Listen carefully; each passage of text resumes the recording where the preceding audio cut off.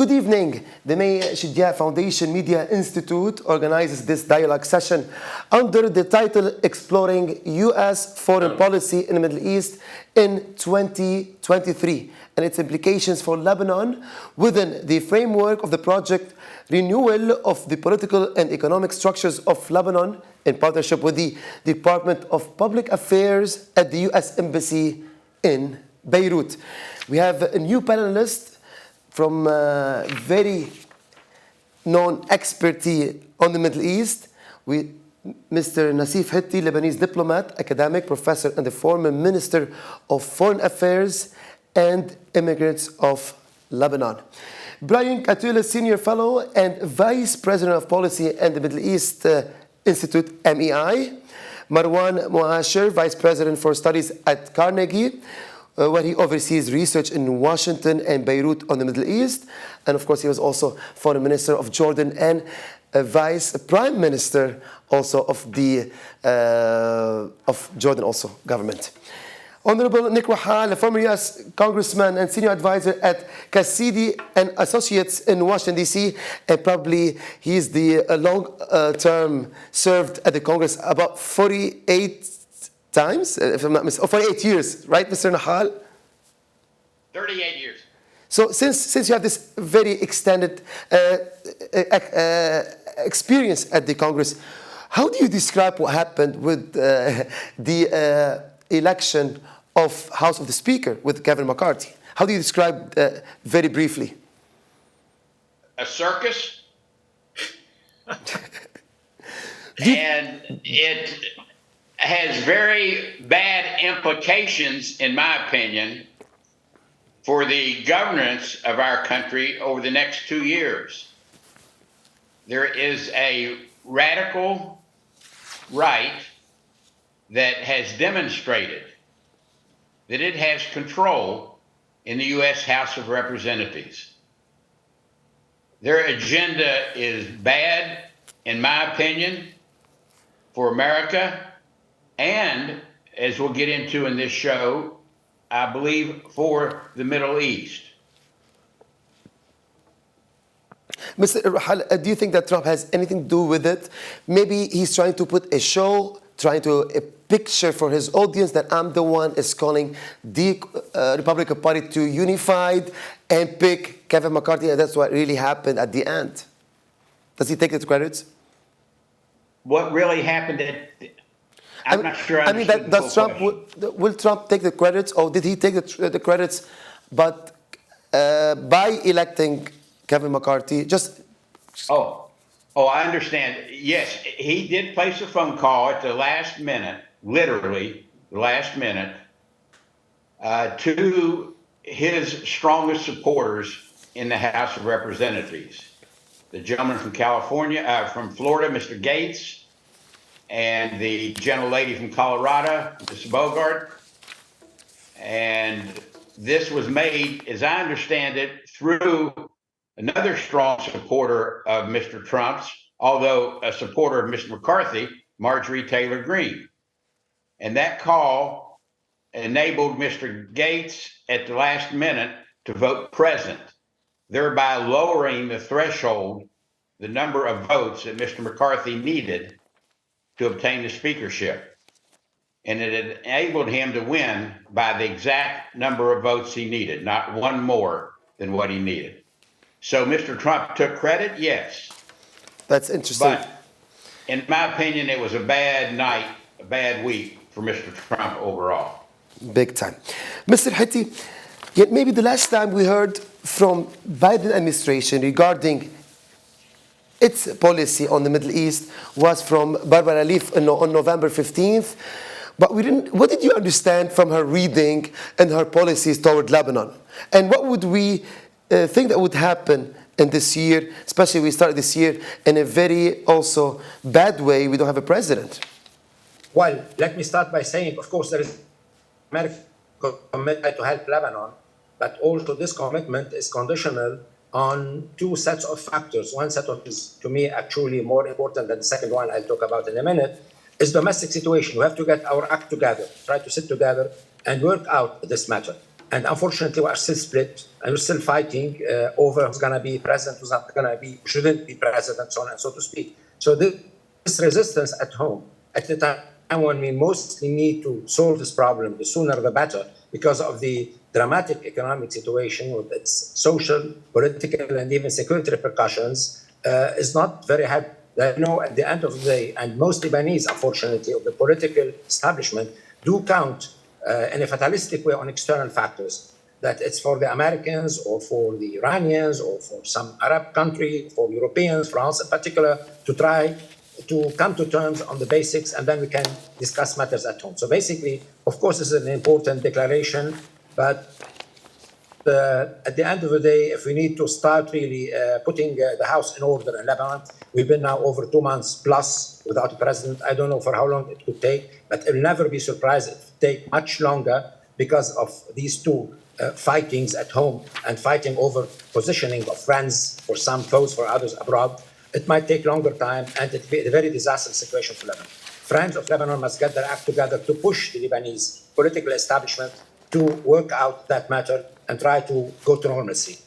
Getting a president elected and getting a new government and putting the house in order to move on forward.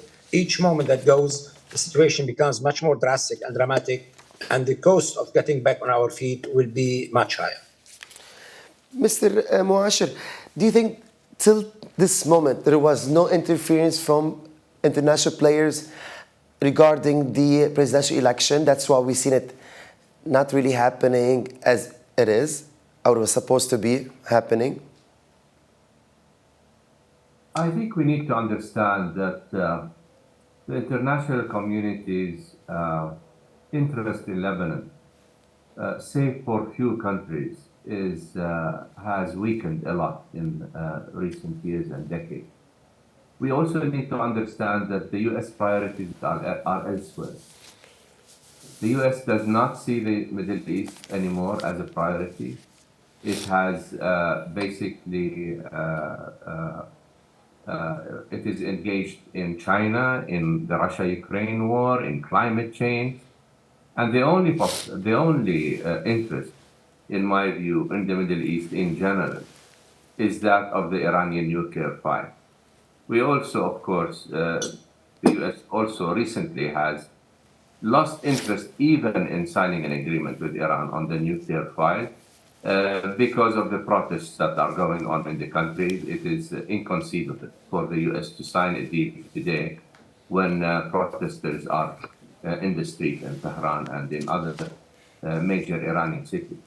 So I think, for better or worse, the international community has lost interest in Lebanon, and the only way it can regain part of that interest is what Nassif referred to. Not just the election of a Lebanese president, but also a deal with the IMF. Not a staff deal with the IMF, but a deal that is accepted by parliament, by all the political parties in Lebanon. But Muashir, there's no real will. Like, this has been ongoing for now about 2 years. The IMF is trying to ask Lebanon to comply with reform, with changing its attitude. But it seems like there is no insurance for this political class that they will remain in power if these reforms came into effect. I understand the reasons why the political class in Lebanon is not, signing. Can you explain to us more, just for the public to understand? All I'm saying is, unless this happens, I don't think Lebanon can hope for the international community to help them. Unless the Lebanese are able to help themselves, unless the Lebanese send a clear signal that the policies of the past will no longer be implemented, that there will be real oversight of resources, that corruption is going to be dealt with. Unless all of that happens, I'm afraid that the Lebanese people will continue to suffer, unfortunately. Mr. 𝗘𝘀𝗽𝗍, there was hope for the Lebanese people in the last election. I want to read also what 𝗟𝗶𝗱𝗶𝗃 just mentioned regarding this. She said that unlike countries such, or let's go, okay. So she said that unlike countries such as Iran, the Lebanese diaspora can directly engage with the civil society in Lebanon to provide support so that they can continue to provide necessary services at the ground level and work towards building a more resilient future of Lebanon, or for Lebanon.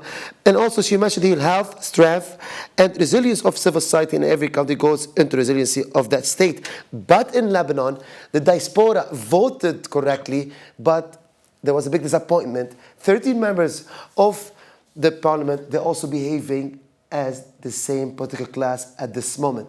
What can we tell the people who put some hope in some Lebanese folks to represent them and see what happened at the end? What kind of hope we can have now?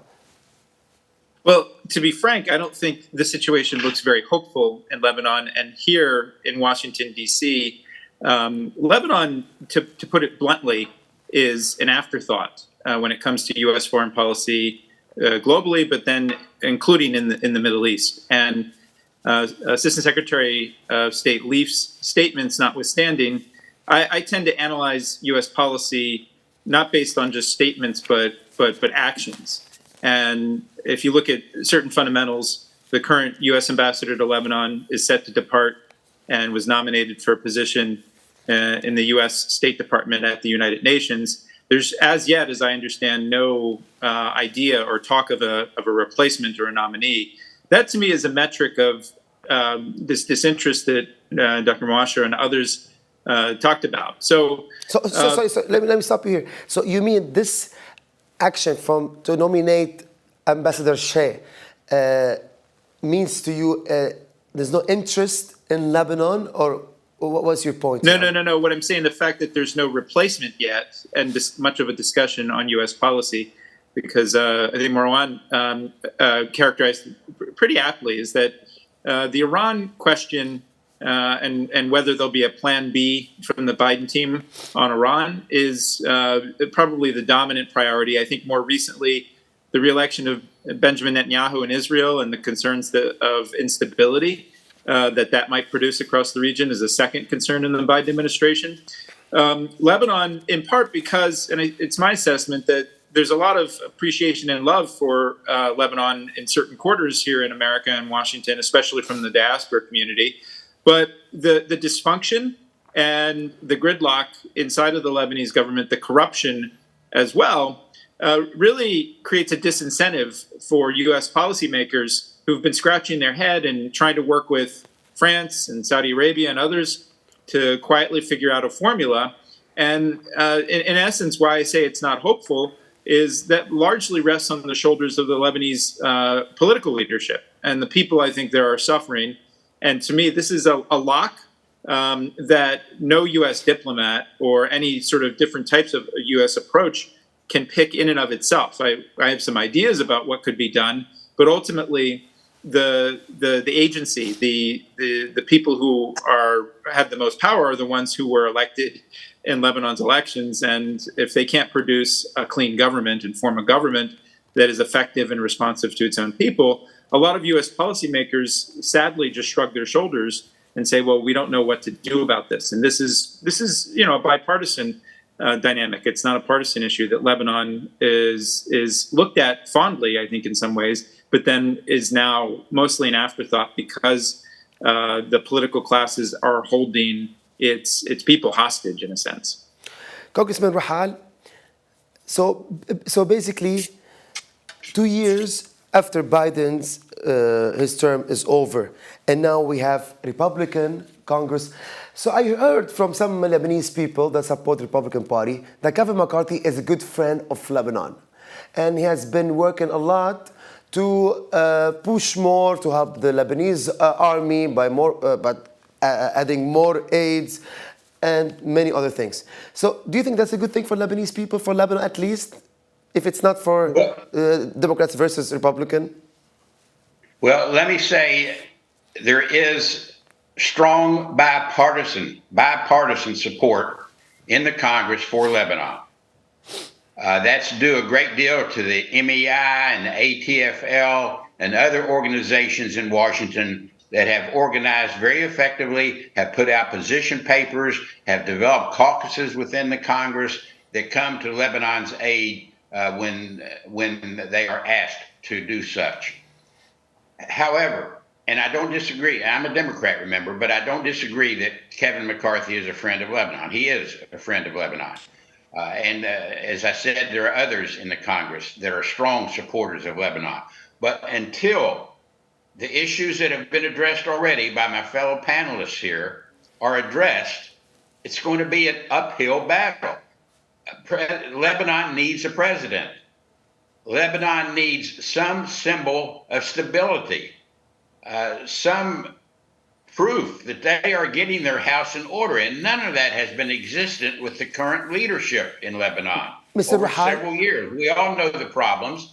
And until that happens, Congress is going to be very hard pressed to continue to support the Lebanese army, which is vitally needed. And Congress has been there in support of the Lebanese army in the past, and it must continue to do that. But with this hardcore right that I mentioned in the beginning, and one of their agendas is to cut everything, even defense spending, that's going to be even more of an uphill battle to continue support for the Lebanese army from this Congress. Fortunately, we have friends in the Pentagon and in the Defense Department that will still try to support the army, despite what the Congress may do in the future as far as cutting everything. So we understand that this Congress is not going to be in favor of Lebanon. I'm sorry? We understand from your statement now that this Congress is not going to be good for Lebanon. Well, it's going to be, I'm always an optimist. I guess optimism in me speaks that there is still hope for Lebanon in this Congress if, as I said, if Lebanon can get its house in order. Now, that has been a strong demand of the Congress for years now. It's been a strong demand of the administration. It must elect reform-minded individuals, and I don't see that in the current leadership, quite honestly. Maybe it has to come from the grassroots, municipal elections, have to come up with new faces, new leadership that are truly reform-minded and are going to clean house in Lebanon. Until that is demonstrated, that's kind of impossible at the moment. That's kind of impossible at the moment, especially when we have the same faces over 30 years. Mr. 𝗘𝗀𝗽𝗵, are you in favor of sanctions, as we heard later of last year that this could be possible against Speaker 𝗏𝗏, hold him responsibility that he's not keeping the members in parliament to vote like what happened in the USA House Speaker election. So are you in favor of targeting these figures by sanctions? Maybe this is the only way we can change their behavior? No, I don't think so. To be honest, I go back and I fully agree with what my colleagues have been saying.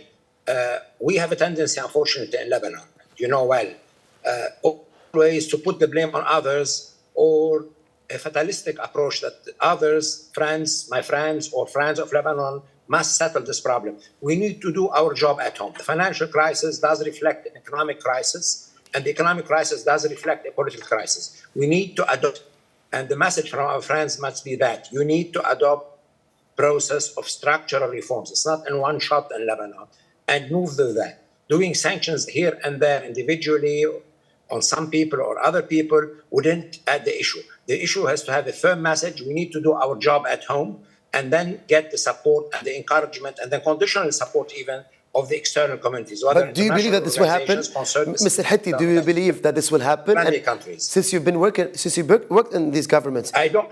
We will reach a point, but having pressure here or there, unfortunately, unless there is a same message from everybody concerned, but everybody that has influence in Lebanon, not general statement, everybody that has influence in Lebanon, that we are reaching a point almost of no return, and the country is breaking down. We're in a very dangerous. I announced 2 years back when I resigned that we are already a failed state. Some would say I was very pessimistic. I said, hopefully I'm pessimistic. We're failing perhaps at the end of the road and becoming a failed state. And something must be done. But one particular country, plus, to be honest about it, We are not at the center of attention of the world. Already the Middle East is not that important anymore for the US as it is not for others. Plus, there are many other issues in the region that come ahead of the Lebanese situation. We need our help, of course, but we need to start doing our job at home with a firm message directly from each and every party that could influence its friends or its foes, and collectively. What are you doing from your position here to help internally? As you said, as Lebanese people, we want to stand by each other and try to solve this problem. What are you doing yourself? My message is very clear. Of course, I'm not a political leader in Lebanon. But are you calling your friends? Are you calling your friends? Are you trying to play some role here? I talk to my friends everywhere. I talk to my friends everywhere that we need to put our act together. It's the most, if not the only realistic approach to move on with the support of what we call international community of key countries that have interest in the stability of Lebanon for many reasons, from a strategic security perspective, or because of friendship for Lebanon, or because of the influence of certain lobbies supporting Lebanon. That is very important. We need to put our act together and let our friends tell us, send us this message clearly, put your act together and then we can help. But doing it partially on an issue or not, I'm not saying it's very simple, but we have to know the issue is not only electing a president, as much as important to elect a president, not to have a vacuum at the head of the state. The issue, are we gonna adopt a process, a comprehensive, gradual process of reforms that's mostly needed, not only in financial, but in economic and political, or not? If not, we're going to go down the drain, unfortunately. Mr. 𝗚, is it the problem that 𝗚صir wants to be a president, Sulaiman wants to be a president, Hezbollah wants to keep its support to Sulaiman, now we bring in the NATO Zaf'an, or it's a problem that Saudi Arabia is not agreeing with Iran on a bigger table here? And I think, waiting for the outside world to save Lebanon, without Lebanon taking the necessary steps to save itself, is a futile exercise. Everybody has interest, and whether it's the Saudis or the Iranians or anybody else. But in the end, it is the Lebanese people who have to decide whether they want to reverse course or not. And the roadmap is clear. And it's not too late for Lebanon to be saved. If Lebanon is able to sign a deal with the IMF, it would put itself on a corrective course. That would save it, not quickly, not immediately, but over time. This is salvageable. But if you're going to keep waiting for the Saudis or the Iranians or anybody else to interfere so that the country is saved, I'm afraid you're going to wait for a very long time. Nobody, as far as I can tell, is interested in helping Lebanon if Lebanon is not able to help itself. That's the clear and simple Mr. message that needs to resonate among all Lebanese people. The outside world, as Minister 𝗘𝗀𝗽𝗶 said, the outside world is less interested in this whole region, let alone Lebanon. And it is not going to come to save Lebanon without some basic and necessary steps being taken by the Lebanese people themselves. Mr. 𝗚, now we've seen a lot of change in the region. We've seen a new government in Israel at this moment from a far right, and also unresolved conflicts in Syria and Yemen, despite that we saw some political move between Saudi Arabia, Syria, Emirates. How do you read what's really happening lately in the region, and how this will have implications on Lebanon? Well, if you look at the new Israeli government, which is not just a rightist government, but it's a government that has racist elements in it, elements that have been opposed by the Israeli previous governments itself and by the United States. This is a government that wants to push out not just Palestinians under occupation, but wants to discriminate even between Palestinian citizens of Israel and Israeli Jews. This is, in my view, And if anybody has doubts about this, this has killed the two-state solution. I think the prospects for a two-state solution today are almost impossible. And unfortunately, the United States so far has not taken a firm view against this government. We have seen statements opposing certain elements in the government, but we have not seen any serious initiative by the United States to put us back on a track that would end with the end of the Israeli occupation and the establishment of a Palestinian state. The last such serious initiative was in 2014, when then Secretary John Kerry attempted a last attempt. He himself talked to Congress in 2014, 8 years ago, and said, we have at best a year to a year and a half in which to effect a two-state solution, otherwise the window would have closed. Well, it's been 8 years. I'm one of the people who now firmly believe, and I worked on two states for most of my professional career, but I firmly believe that the prospects for a two-state solution today are non-existent. And this is something that not just the region will have to deal with, but the whole world. Today, Israel is employing two separate legal systems in the occupied territories, differentiating between Palestinians under occupation and Israeli settlers in the occupied territories. But it is also employing two separate legal systems inside Israel itself, discriminating between Israeli Jews and Palestinian Arabs who are both citizens of Israel. This is the legal definition, not the emotional one, the legal definition of apartheid. And in my view, unless the United States and the international community give the peace process what it deserves, I'm afraid that they're going to have to deal with, and very soon, not with the shape of a solution, whether it is two states, one state, or whatever, they're going to have to deal with apartheid. Mr. 𝗘𝘀𝗃, I just want to continue this conversation with you. Do you think the Abraham Accord will lead to a state solution, two-state solutions, or even solve this ongoing conflict between Israel and Palestine? It seems quite unlikely at this point for reasons that Marwan just stated. Even though the U.S. under the Biden administration in 2022 re-engaged the region to a certain extent, I would think, and I would characterize it as a tactical re-engagement, not only with President Biden's visit to Israel and Saudi Arabia in the summer, but also the active engagement to produce the Israel-Lebanon maritime deal later in the year. And currently there's a pretty large team in the UAE just finishing up several days of discussions in the Negev Forum, which is a follow-on to the Abraham Accords. And these accords are important openings, but quite frankly, they won't answer the mail or produce any progress on the Israeli-Palestinian front if they're constructed in such a way like a settlement road in the West Bank. And I used to live in Palestine, and these are roads and a network of systems that went around the Palestinians. Palestinians need to be included in those processes. Jordan also is not part of it by its own choice, in part because of many complicated dynamics. But as yet, these Abraham Accords have only been very small in terms of the benefits that they deliver to the broader region and to regional stability.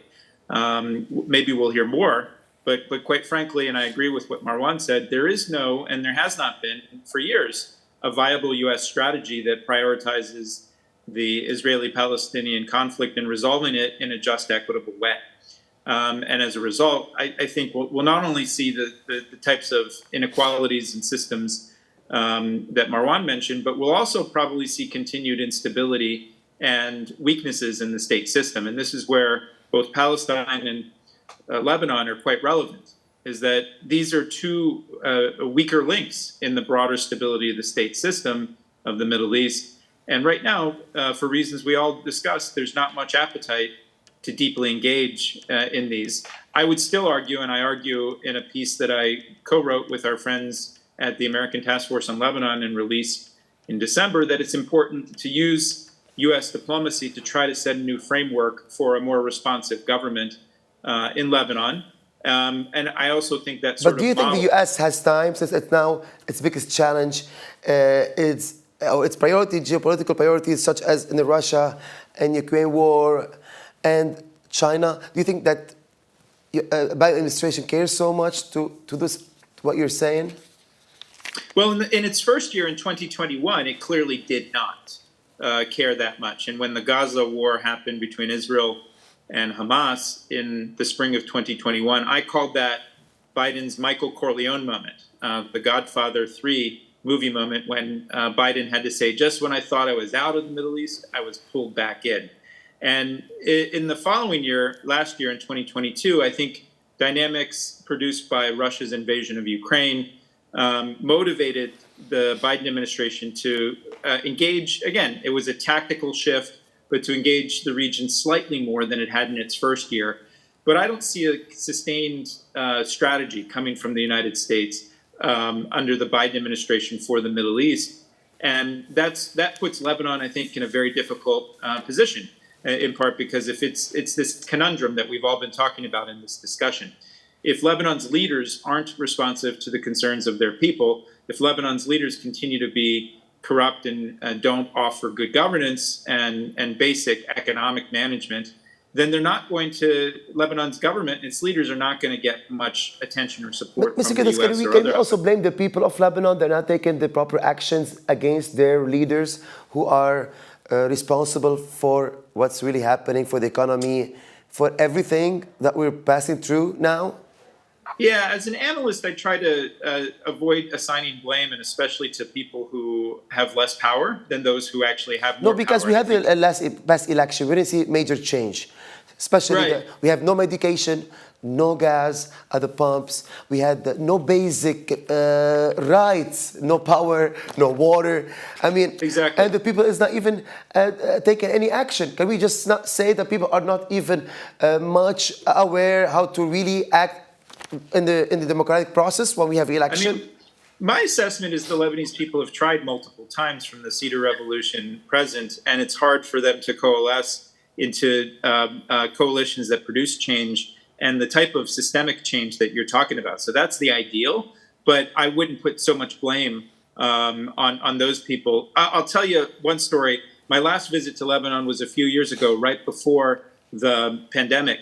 And I met with, in one of the meetings, was with 𝗟𝗏𝗯, who is the central bank governor. And in the meeting, one of my colleagues asked a question about corruption, an issue that we know European investigators are interested in right now, related to the central bank. And the central bank governor's reaction to this question about corruption was to simply stand up, walk out of the room silently, and he didn't return. And that action, to me, symbolized what Lebanon's leaders have been doing to its people, walking out on them. And again, I think most of the lion's share of the blame comes from the political classes. You have a fair point in that people do have a voice through elections, but there are enormous constraints in even Lebanon's parliamentary election process that I think limit the ability, especially for poorer people and people who don't have as much power, to produce the sort of seismic change that's necessary. Mr. Rahal, you worked so hard for Lebanon, even when you were a congressman or outside your office. What could people in your position, could be advisors or lobbyists, what could they tackle on to let Lebanon maybe breathe for a bit? Maybe we find solutions by lobbying in Washington, or this is not working? Well, we continue, those former members like myself of Lebanese descent and or who are vitally interested in the area, continue that interest in our post-congressional life by meeting with current colleagues that we know are interested in Lebanon. And I might say that when I referred earlier to the new right wing in the Republican Party that's taking control, and they're going to cut everything, defense spending included, you know, I think that includes aid to Israel as well. I don't think they're going to make an exception for that. And in that regard, that could be the link between the far right and the far left, the progressives. We could see it coming together in this Congress of the right and left on the question of continued massive aid to Israel, especially under this new right-wing government. I mean, Netanyahu must feel like he's won the lottery through the Abraham Accords and the Lebanon Maritime Agreement. He must feel like he's won the lottery without purchasing a ticket. He continues to have these victories without giving up anything, without recognizing Palestinian rights. And I think that may come back to bite him in this new Congress and in this administration. Look at the fact that just this week, for the first time in history, the United States negotiated the return of Palestinian artifacts for the first time to the Palestinian Authority. And I think there is some optimism. I know all the negative that's been expressed in this show so far about the U.S. interest in priorities in the Middle East. But let's recognize also that the Iranian nuclear deal, yes, it should put Lebanon and all the proxies of Iran out there on the table for negotiation as well. But that's not going to happen. But let's recognize that Iran, with all their current problems and protests, unlike other countries in the region, unlike our neighbors to the south of Lebanon, do not use internal problems to strike out and start a war against another country. So that's not going to happen. The problems of Iran, internal problems, are keeping them busy. And I think that bodes well for any Hezbollah or Hamas and nefarious activities that may lead Israel to strike out in greater proportions like they always do. So I think there is some undercurrents here going on with the Biden administration, despite all the other issues around the world, that they still have the Middle East within their radar, and they want a victory of some sort in the Middle East. They tried to use the Lebanon Maritime Agreement with Israel end of last year as that big symbol of victory, but I think most recognize Israel was a big victor in that. But it's also a guarantee for security at the border, Mr. Rahal, no? This is kind of agreement that respect everybody's. Probably we don't have we only have the maritime border, but also give security that Hezbollah will not act against Hezbollah, and Hezbollah will not act against Israel, and vice versa. Yes, there has to be that security, but I really feel, like I said, with the Iranian internal problems, they don't want to see Hezbollah engage in any war with Israel today. And I think Hezbollah perhaps is on its best behavior that it has been in a while. And Israel doesn't like that. They're looking for any provocation they can find. They're not able so far to find any to once again attack Lebanon, with Lebanon as weak as it is. So there's no appetite for war on the Lebanese side from any of the parties. And I think there is perhaps some bright light in that scenario for this administration to move in and make some progress in some areas. Again, though, it has to be Lebanon getting their act in order first and foremost before this administration can make some positive moves. Could I add? Please go ahead, Mr. Qiss. This bright light, because I often talk about what I call a silver linings playbook for the Middle East, which sounds so naive in certain quarters here in Washington, because you must understand, here in Washington, the Middle East is just seen as this region of the world to be avoided. And that's a Barack Obama, Donald Trump, and somewhat Joe Biden position. But that's what I'm trying to say. Over the past year or so, the Biden team has started to engage in certain ways. And there's an opportunity that if Lebanon's leaders make different choices, and I don't have much hope that they will, but if they would, then I think there's a greater opportunity for positive engagement that would benefit the Lebanese people. The thing I'd say about this new Congress, and the congressman knows a lot more about Congress, obviously, than I do, is that where I'm a little bit more optimistic is that where I see the biggest successes in the Biden administration in its first 2 years, both domestic and foreign policy, it's when it's come from votes in the center. And when I look at the early whip count, despite this circus, as described by the congressman on the right, and despite some of the loud voices on the far left, who call themselves progressive, many of them, but they're actually isolationists. When you look at the core of their program, especially when it comes to the Middle East. And this is where there's this marriage, curious marriage, between so-called progressives in America's political spectrum with some of the libertarian far right. They essentially have a blame America first framework. So on the Middle East, they often argue their fundamental is that the U.S. should pull back from the Middle East overall. But contradictorily, that they'll often say then they should engage in certain ways, particularly with Iran, and keep diplomacy open with Iran. But my broader point is this, is that when I look at the numbers in Congress, those moderates in the Democratic and Republican Party that are much more internationalist, those that are more apt to support things like continued funding for the Lebanese armed forces, those numbers actually vastly, they're 3-1 in my assessment in terms of the internationalist coalition. They happen not to be as organized. They happen not to be to get as much press attention here in the United States. There was a recent article in Foreign Policy about the so-called Progressive Caucus, which is about 100 voices. Most of them actually don't care that much about foreign policy. They're concerned about social and economic issues and cultural issues here at home. Those that are engaged often make big mistakes, like we saw in a letter they did on the Ukraine war. And then on the right, the real risk, and Congressman 𝗘𝘀𝗃 mentioned this, is that the deal that Kevin McCarthy struck with the far right to cut all sorts of funding, that's where I think the real risk is, and we'll have to watch what happens in the budget process. But my main point is that there's a much larger number. The bigger dynamic in U.S. Foreign policy politics these days isn't red versus blue. It's clowns to the left of us, jokers to the right. But Brian, do you not feel that this new right-wing government in Israel just might be the spark to get more interest among these? 100%. But here's the thing.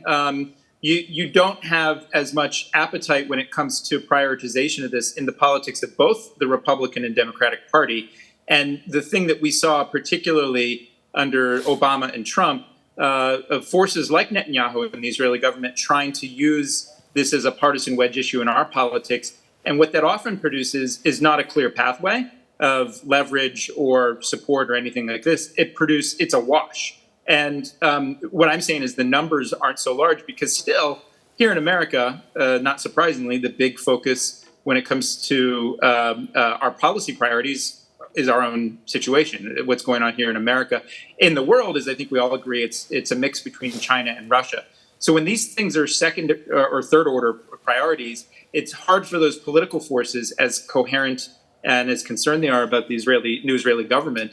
To me, I think the bigger possibility of a break, of a guardrail against this new Israeli extremist right-wing government actually ironically comes from the region, right? If you understand Netanyahu's self-stated agenda, he wants to expand normalization accords to the region. And this is where Jordan is a pivotal country in all of this. And Jordan needs support from the United States. And this is where also countries that have existing accords with Israel have a lot of leverage, and those that don't, like Saudi Arabia, Saudi Arabia has an enormous amount of leverage with this Israeli right-wing government. But back to the U.S. political spectrum, you go ask a libertarian on the far right or a so-called progressive on the left, and they'll essentially say, don't work with Saudi Arabia on anything, right? The same thing we witnessed during Netanyahu's cabinet under Obama's administration. We saw how Saudi Arabia and Israel got along very well through that time, not long, few years ago. But let me just ask Mr. 𝗘𝘅𝗽𝗶 a question here. We didn't bring France. France, is it playing a positive role here? We saw France aim for a summit in Jordan. Now France is aiming for another summit, similar that the summit of Baghdad too, so they can bring the bigger players on one table, and also the Iranians also and the Saudi Arabians on high level maybe representation. Do you think this could help to ease the Lebanese conflict? Well, let's say first that France played a very important role in shaping the idea of the Baghdad process that started in Baghdad, the first summit of Baghdad, which should resemble, if it succeeds later on, to a sort of conference on security and cooperation in the Middle East, like the Helsinki process being enlarged to other actors to discuss all problems. Now, when it comes to Lebanon, it's important to have meetings, but to have meetings, different ways, through mediators, through common friends, to have sort of minimal understandings, about key external actors which have very strong influence, unfortunately, let me put it this way, on Lebanese politics.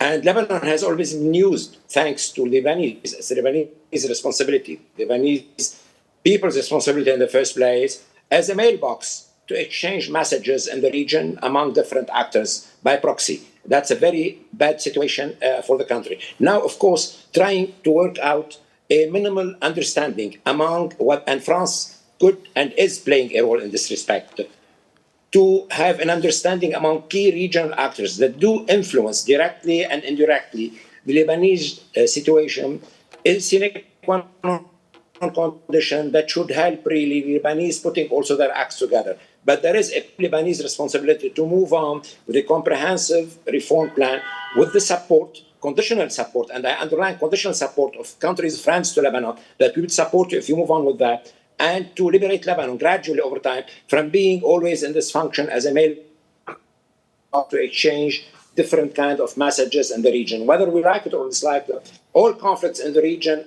related, even if they have their own causalities at home. The influence of the 𝗘𝗀𝗃𝗃, the fact that it's in a state of coma and some would say it's already dead, definitely would have great influence, negative influence on Lebanon. The fight, one more time, in Iraq, over Iraq, and in Syria, do influence the situation in Lebanon, as the opposite is equally true. Mr. 𝗚𝗺𝗃𝗃, as we see that Saudi Arabia lost interest on Lebanese political ground, big interest, especially when bin Salman kind of took all these files, who is responsible on these files. Do you think this is a mistake from Saudi Arabia? Do you think they should be more involved, especially at this time? Look, I'm not going to comment on what the Saudis do, other than to say that the Saudis in the past have attempted to back some Lebanese parties at the expense of others. And I'm not a spokesman for them, but I think they are of the view that this has not worked. And that, they basically gave the backing so that Hezbollah is weakened in Lebanon, and they do not see this happening. And I think they basically gave up. So that's all I have to say about it. But I also want to say something about the Abrahamic Accords, because they've been mentioned repeatedly on this program. And I want to say that I'm not a big supporter of these accords. Because their declared objective of promoting peace in the Middle East does not go along with the objectives in these documents. All the countries that have signed these accords did this either for economic or security interests. The word peace hardly is mentioned in any of the accords that have been signed. That's one. Is it similar to the maritime border? Can we put it in the same category? They have killed the concept of land for peace. The whole idea behind the Arab Peace Initiative, which of course was signed in Beirut, I was foreign minister at the time, the whole idea was to establish a consensus among all Arab governments that in return for Israel withdrawing from occupied territories, that Arab states would sign a peace agreement. These accords are not about land for peace. No land was exchanged, and they have violated the consensus principle. They have violated the land for peace principle. And that explains why a country like Jordan is hesitant to join them. Because Jordan does not want to support a process that kills the two-state solution and ends up with a solution that might come at its own expense. So I know this might sound in Western terms it might sound absurd not to support a process of reconciliation in the region. But if this process of reconciliation does not result in an end to the occupation and the establishment of a Palestinian state, then it's not really reconciliation, because in the end, it is not the inhabitants of these countries that are living under occupation, it is the Palestinians. And it doesn't matter whether Israel signs an agreement with all Arab states, if it is not able to come to terms with the Palestinians, which they occupy, if it's not able to do that, then I'm afraid that these Abrahamic Accords are not going to be a positive factor for peace. Can I start with you, Mr. 𝗚𝗺𝗍, for recommendation for better Lebanon? What could be better Lebanon? I know it could be ideal when we say Lebanese people should care about Lebanon and for the interest of Lebanon. I'm not a Lebanese, but I will say this. I think you've been a bit maybe too tough on the Lebanese people. I think maybe because I lived among them, maybe because I lived the revolution. Yes. I just came from a house that Pastor 𝗘𝘀𝗫 money to remove his left. And it's really tough to see from my eyes. That's probably why I'm tough on him. But the new parliament has at least 13 members that do not belong to any of the established parties. And I think there is an argument to be made that were it not for these 13 members, then Lebanon's parliament today will be controlled by Hezbollah. There is an argument to be made that Hezbollah has not been able to push through its own candidate for president because it no longer has a majority in parliament. I know this is, this might sound a small issue when compared to the problems that Lebanon is facing, but I think you have planted some seeds of change. It's going to take a long time. It's not going to be easy. And one hopes that the situation will drive the Lebanese people to once again say enough is enough to their leaders. We need a better Lebanon. Thank you, Mr. 𝗚𝗺𝗍, for this amazing conversation we had with you. Let's move to Mr. 𝗘𝘅𝗽𝗍. I would like to hear your recommendation as Lebanese, as a former foreign minister. How do you see Lebanon, better Lebanon? How? Well, as Marwan preceded me in talking about this matter, and I fully agree with him, we need to put our act together, as I say. We need to do our job at home, and we need to sit and talk really about not only electing a president, as much as important to elect a president today before tomorrow, and to form a new government. What is the process that we have to launch now? We need to stop thinking of minimal reform of the matter. We need structural reforms in the country. We need to address the key issues of the country. As I say, the economic situation needs to be reviewed and revisited to think of a different framework, to think of a different paradigm. And equally important, but over time in a gradual way, we need to have political reforms. We are totally stuck in what I call among the different political forces in Lebanon. They resemble, in a way, the Security Council. Each one has a veto power. If you don't do this, as if it's the honor and the dignity of our sectarian community that is questioned. No, it's not like that. The issue is not to create the country of citizenship, to create the country of belonging to a nation, to create the reason of the state, to belong to a state and to belong to a nation. It's not easy, but it's not impossible. It has been done everywhere else where it succeeded, and we need to launch this process. And the external actors, friends of Lebanon, could be extremely helpful in different ways in encouraging, in pushing, and facilitating for us to go this way. Thank you, Mr. 𝗘𝘅𝗽𝗍. Brian Katulis, what's your recommendation to see better Lebanon? Three things to focus on the U.S. Policy. One, we've talked about all of these, but one is that if the U.S. wants to have an impact, it needs to work by, with, and through other actors, including France and Saudi Arabia, to try to present an offer to the political leadership of Lebanon, a framework that if they take certain steps to address the problems Lebanese people are concerned about, that they will offer some further assistance. This is a key point of leverage that we have, and we can come together.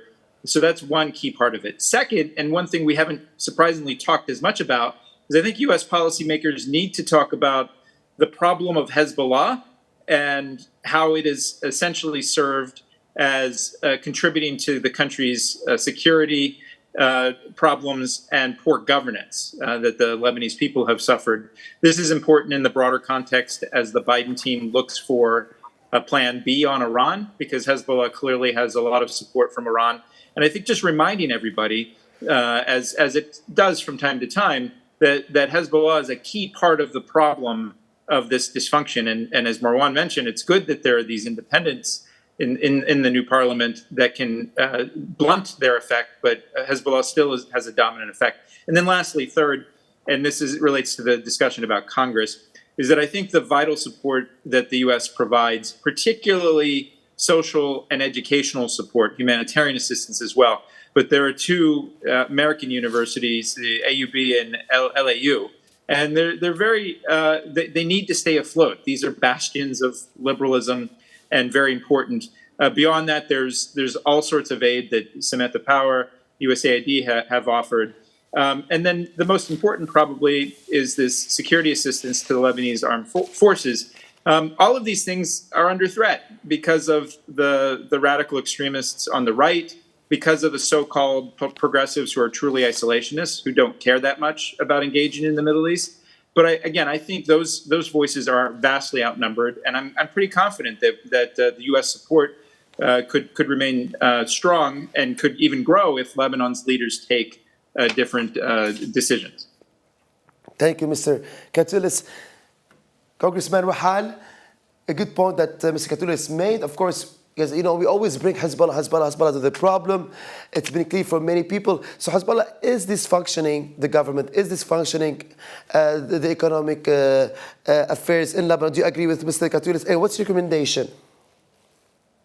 Well, I would, much along the lines of what Brian has just said, continue to educate, especially the newer members of this 118th Congress, about the importance of continued support for the Lebanese army. They have truly helped keep ISIS out of Lebanon and out of the region. They are friends of ours, the United States, in the fight against terrorism. There is no siphoning of aid we give to the Lebanese army that gets into Hezbollah's hands. That's a myth that needs to continue to be defeated in the U.S. Congress, especially among these newer members. So continued assistance to the LAF, continued humanitarian assistance, especially on the refugee problem, that the United States has provided assistance and is much needed in the future, and the election of a president. That is probably above and beyond all, that Lebanon must elect a president. And my dream, it may not happen in my lifetime, is that a duly elected president of Lebanon will have an audience with the president of the United States. Mr. Rahal, thank you so much for joining us as well. Minister Muasher and Mr. Brian 𝗘𝘀𝗁𝗃 and Minister 𝗘𝗍𝗃, thanks for joining us for this amazing and very detailed conversation about Lebanon and its future. Thank you again, and our conversation comes to an end. Thanks for joining us.